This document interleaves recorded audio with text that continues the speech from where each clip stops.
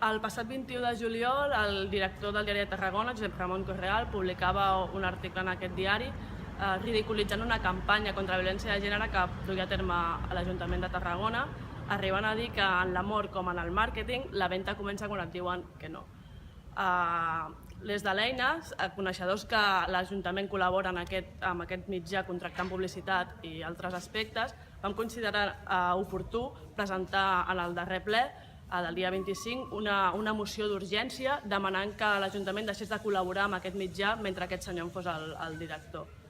Creiem que era un aspecte en què tots els grups del ple hi podíem estar d'acord, però malauradament no va ser així, ja que l'equip de govern es va negar a la tramitació d'urgència d'aquesta moció, o sigui, negant inclús el dret a poder debatre sobre aquest fet tan lamentable. Des de l'Eina